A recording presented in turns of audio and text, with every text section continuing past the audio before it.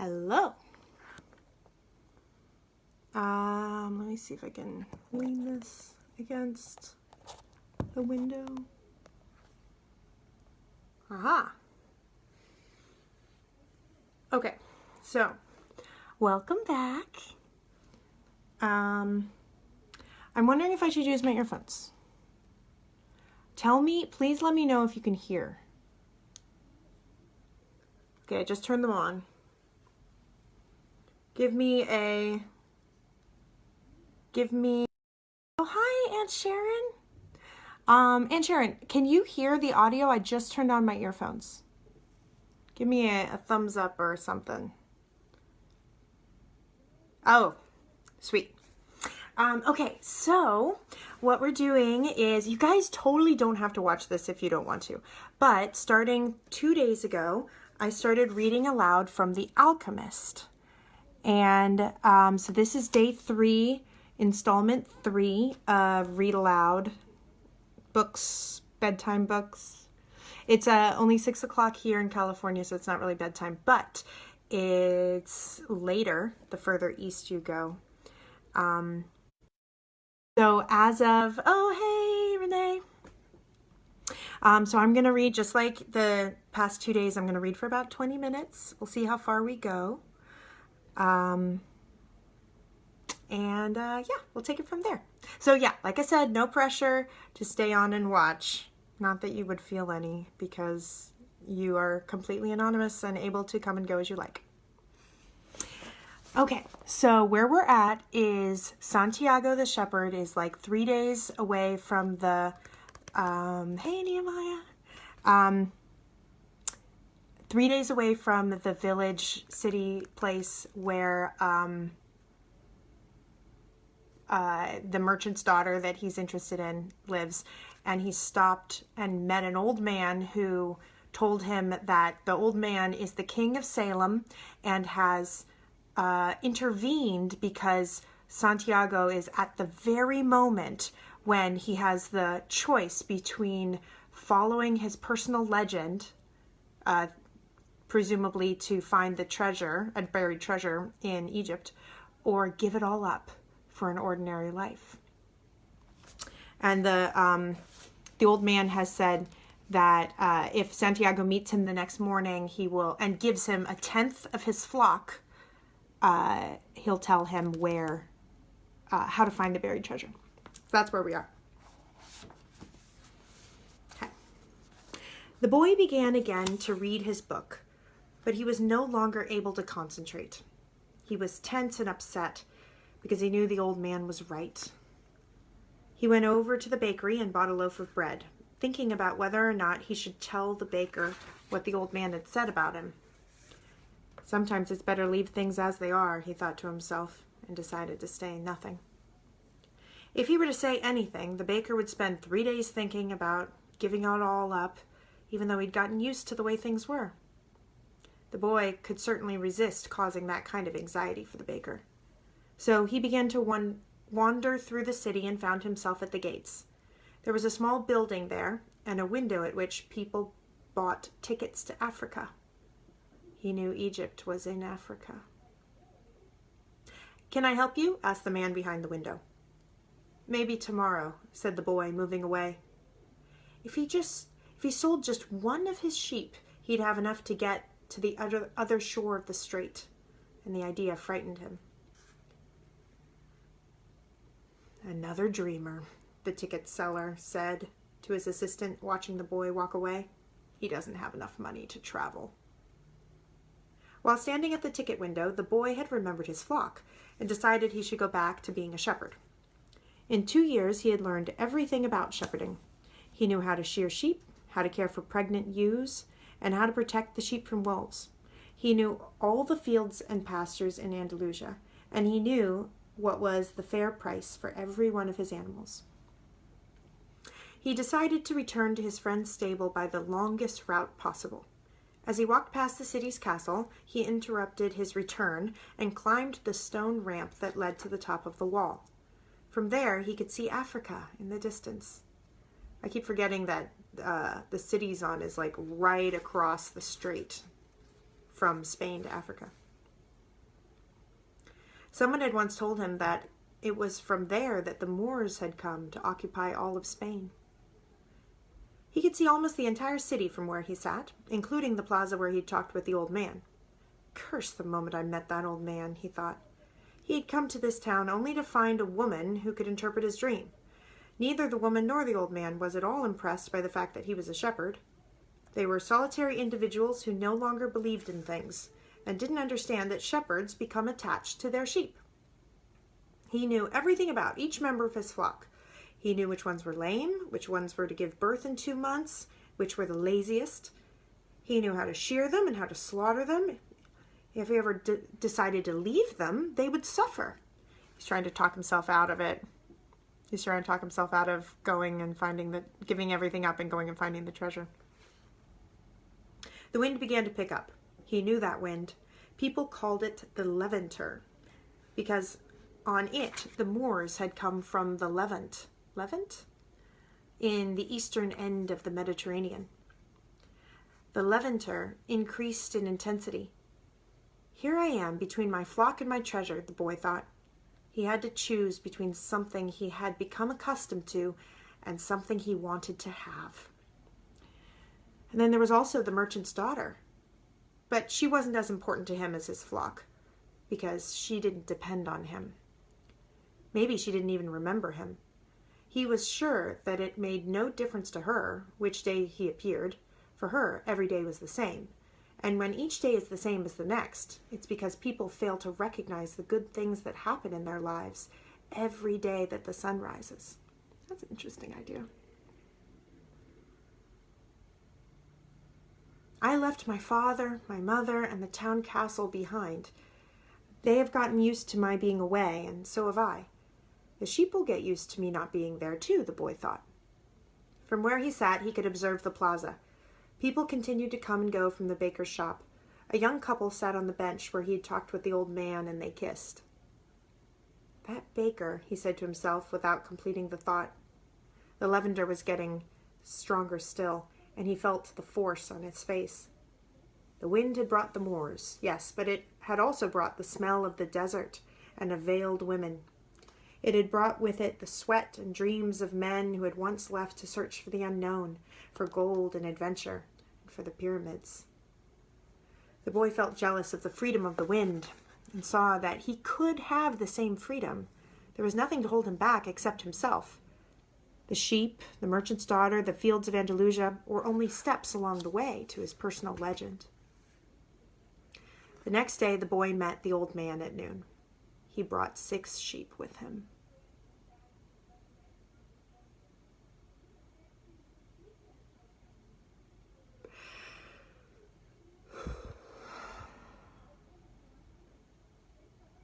It's such a scary thing to give up everything you've known, not everything you've known, but to give up what you know and you know it to be good on the hope. It's such a gamble. Okay. The next day, the boy met the old man at noon. He brought 6 sheep with him. I'm surprised, the boy said. My friend bought all the other sheep immediately. He said that he'd always dreamed of being a shepherd and that it was a good omen. That's the way it is, said the old man. It's called the principle of favorability. Play cards the first time, you're almost sure to win. Beginner's luck. Why is that? Because there's a force that wants you to realize your personal legend. It whets your appetite with a taste of success. I wonder if he sold all of the sheep to the baker. Then the old man began to inspect the sheep. He saw that one was lame.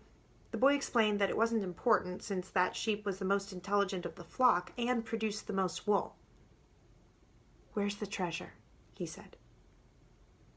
It's in Egypt, near the pyramids. The boy was startled. The old woman had said the same thing.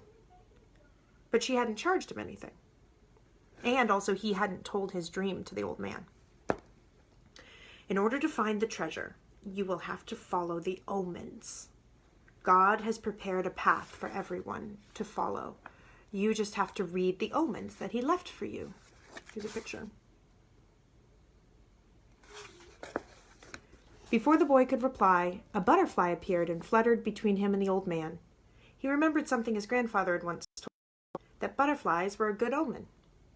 Like crickets, like grasshoppers, like lizards and four-leaf clovers.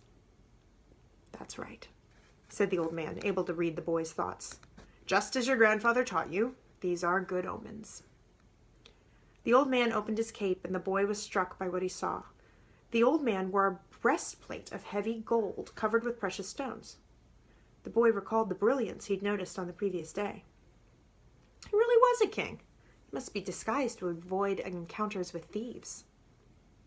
Take these, said the old man, holding out a white stone and a black stone that had been embedded at the center of the breastplate.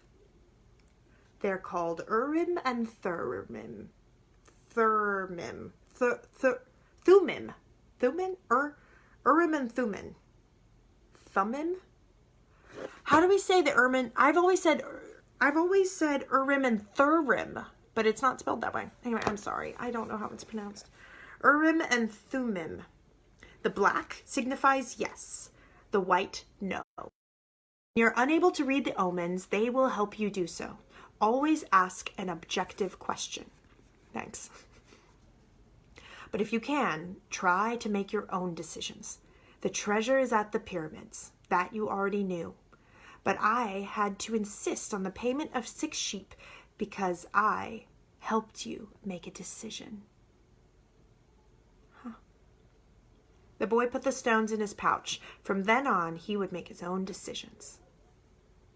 Don't forget, everything you deal with is only one thing and nothing else. And don't forget the language of omens. And above all, don't forget to follow your personal legend through to its conclusion. And before you go, I want to tell you a little story. A certain shopkeeper sent his son to learn about the secret of happiness from the wisest man in the world. The lad wandered through the desert for 40 days and finally came upon a beautiful castle, high atop a mountain. It was where the wise man lived. Rather than finding a saintly man, though, our hero, on entering the main room of the castle, saw a hive of activity. Tradesmen came and went. People were conversing in corners. A small orchestra was playing soft music, and there was a table covered with platters of the most delicious food in that part of the world. The wise man conversed with everyone, and the boy had to wait for 2 hours before it was his turn to be given the man's attention. The wise man listened attentively to the boy's explanation of why he had come, but told him that he didn't have time just then to explain the secret of happiness. He suggested that the boy look around the palace and return in 2 more hours.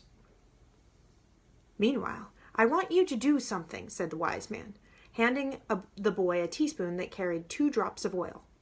As you wander around, carry this spoon with you without allowing the oil to spill. The boy began climbing and descended the many stairways of the palace, keeping his eyes fixed on the spoon. After 2 hours, he returned to the room where the wise man was. Well, asked the wise man, did you see the Parisian tapestries that are hanging in my dining room? Did you see the garden that it took the master gardener 10 years to create? Did you notice the beautiful parchments in my library? The boy was embarrassed and confessed that he had seen nothing. His only concern had been not to spill the oil the wise man had entrusted to him. Then go back and observe the marvels of my world, said the wise man. You cannot trust a man if you don't know his house. Relieved, the boy picked up the spoon and returned to his exploration of the palace, this time observing all of the works of art on the ceiling and walls. He saw the gardens, the mountains all around him, the beauty of the flowers, and the taste with which everything had been selected. Upon returning to the wise man, he related in detail everything he had seen.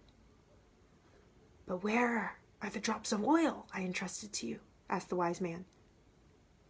Looking down at the spoon he held, the boy saw the oil was gone. Well, there is only one piece of advice I can give you, said the wisest of wise men. The secret of happiness is to see all the marvels of the world and never to forget the drops of oil on the spoon. The end. The shepherd said nothing. He had understood the story the old king had told him. A shepherd may like to travel, but he should never forget about his sheep. The old man looked at the boy and, with hands held together, made several strange gestures over the boy's head. Then, taking the 6 sheep away, he walked away.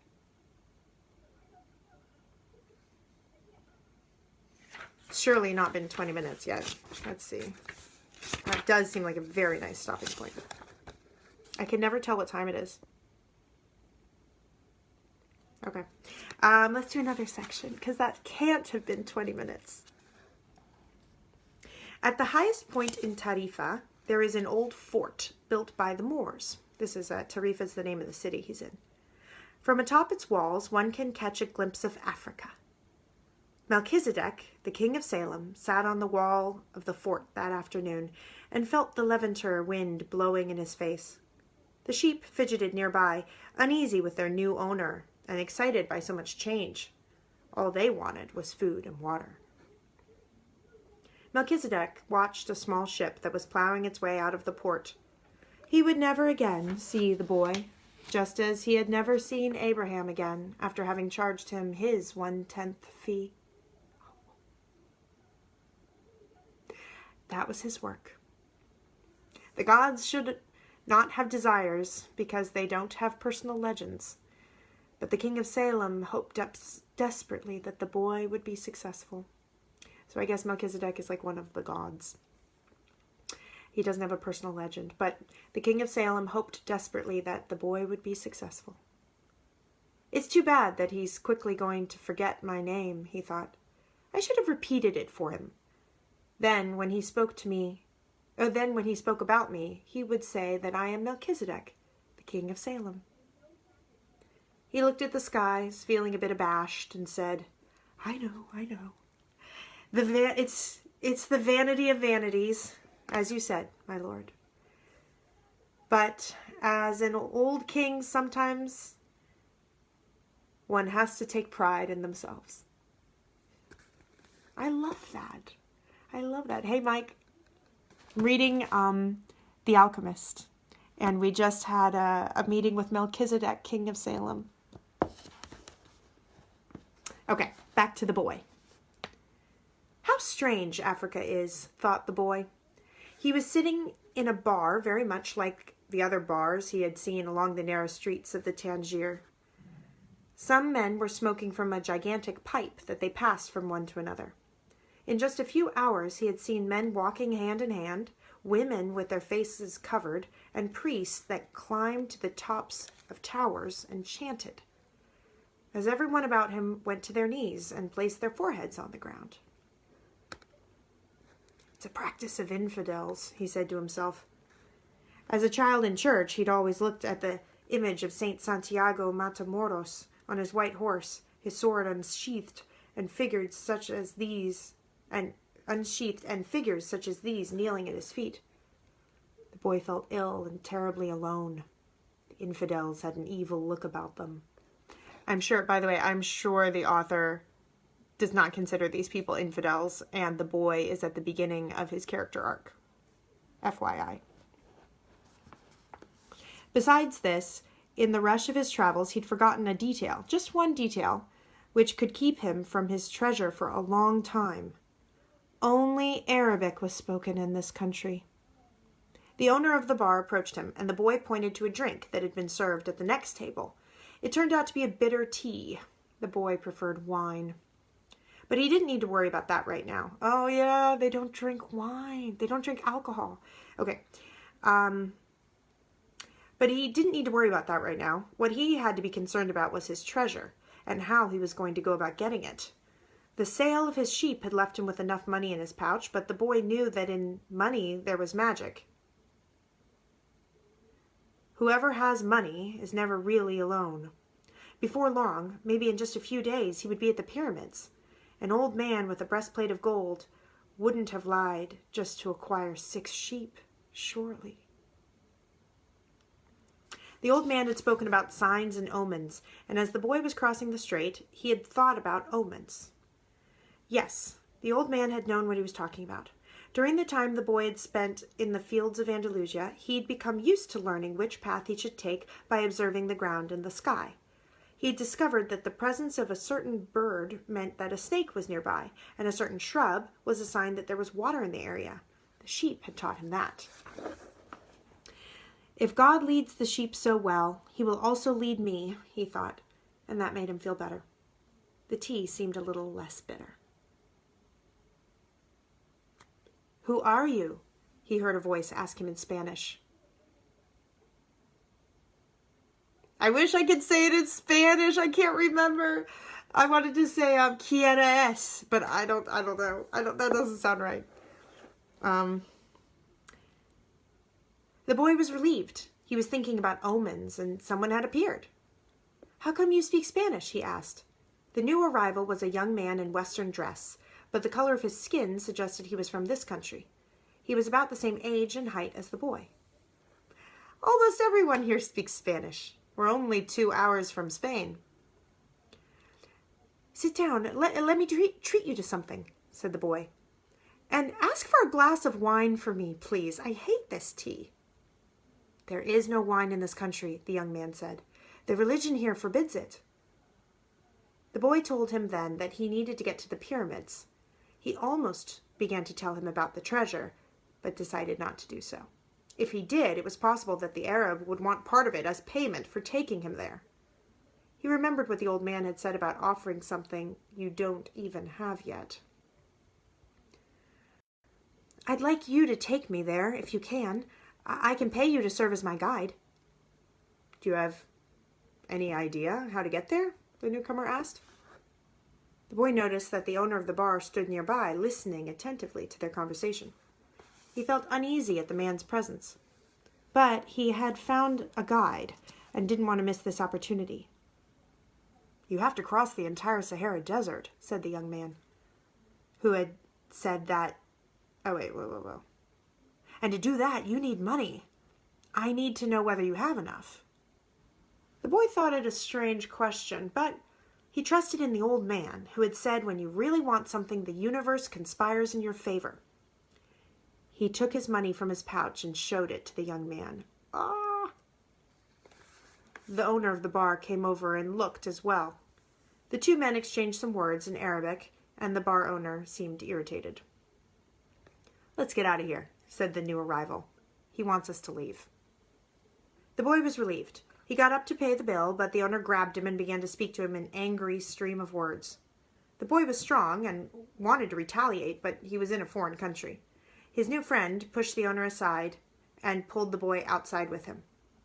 "He wanted your money," he said. "Tangier is not like the rest of Africa. This is a port, and every port has its thieves." The boy trusted his new friend. He had helped him out of a dangerous situation. He took out his money and counted it. "We could get to the pyramids by tomorrow," said the other, taking the money, "but I have to buy 2 camels. They walked together through the narrow streets of Tangier. Everywhere there were stalls with items for sale. They reached the center of a large plaza where the market was held. There were thousands of people there, arguing, selling, and buying. Vegetables for sale amongst daggers, carpets displayed alongside tobacco. But the boy never took his eyes off his new friend. After all, he had all the money. He thought about asking him to give it back, but decided it would be unfriendly. Oh man, oh gosh. He knew nothing about the customs of the strange land he was in. "I'll just watch him," he said to himself. He knew he was stronger than his friend. Suddenly, there in the midst of all the confusion, he saw the most beautiful sword he'd ever seen. The scabbard was embossed in silver, and the handle was black and encrusted with precious stones.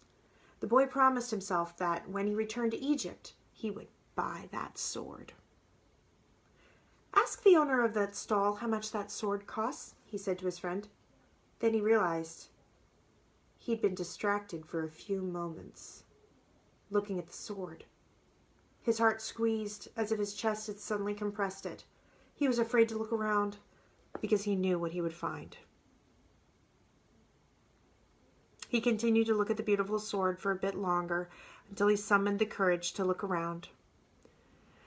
All around him was the market, with people coming and going, shouting and buying, and the aroma of strange foods. But nowhere did he find his new companion. The boy wanted to believe that his friend had simply become separated from him by accident. He decided to stay right there and wait for his return. As he waited, a priest climbed to the top of a nearby tower and began his chant. Everyone in the market fell to their knees, touched their foreheads to the ground, and took up the chant. Then, like a colony of worker ants, they dismantled their stalls and left. The sun began its departure as well. The boy watched it through its trajectory for some time, until it was hidden behind the white houses surrounding the plaza. He recalled that when the sun had risen that morning, he was on another continent, still a shepherd with 60 sheep, and looking forward to meeting a girl. That morning, he had known everything that was going to happen to him as he walked through familiar fields. But now, as the sun began to set, he was in a different country, a stranger in a strange land, where he couldn't even speak the language. He was no longer a shepherd, and he had nothing, not even the money to return and start over. All this happened between one sunrise and one sunset, the boy thought. He was feeling sorry for himself and lamenting the fact that his life could have changed so suddenly and so drastically. He was so ashamed that he wanted to cry. He had never even wept in front of his own sheep. But the marketplace was empty and he was far from home, so he wept. He wept because God was unfair, because this was the way God repaid those who believed in their dreams. When I had my sheep, I was happy, and I made those around me happy. People saw me coming and welcomed me, he thought. Oh my gosh, I'm so sorry for him. I really identify. Okay, not that I've ever had that experience. But like the thought of like, I used to be happy and I made everyone else happy, and how could this happen? People saw me coming and welcomed me, he thought. And now I'm sad and alone. And I'm going to become bitter and distrustful of people because one person betrayed me. I'm going to hate those who have found their treasure because I never found mine. And I'm going to hold on to what little I have because I'm too insignificant to conquer the world.